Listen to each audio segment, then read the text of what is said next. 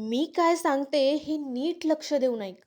नात्यातील सत्य परिस्थिती अशी झाली आहे, जोपर्यंत एखाद्या गोष्टीचा आणि परिस्थितीचा अनुभव व्यक्ती स्वतः घेत नाही, तोपर्यंत तुझ्या मनाची स्थिती समोरची व्यक्ती नाही समजू शकत.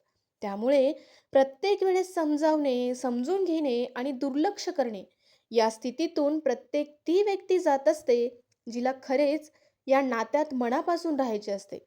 पण होते काय, तर समोरच्या व्यक्तीला समजवता समजवता आपण इतके दुखावले जातो, की त्या व्यक्तीला समजवण्यापेक्षा आपणच स्वतःला समजावले तर काय बिघडतं, असं वाटायला लागतं.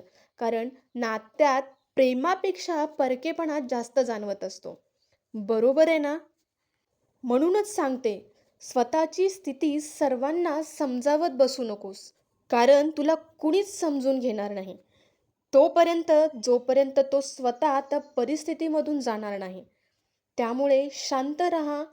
ही परिस्थिती तुझ्यावर ह्यासाठी आली, की तुला समजलं पाहिजे, की तुझं कोण आहे आणि कोण नाही. म्हणून रडत बसण्यापेक्षा समजून घे आणि आता तरी स्वतःचा निर्णय स्वतः घे. बाकी सगळं पाहायला मी आहेच.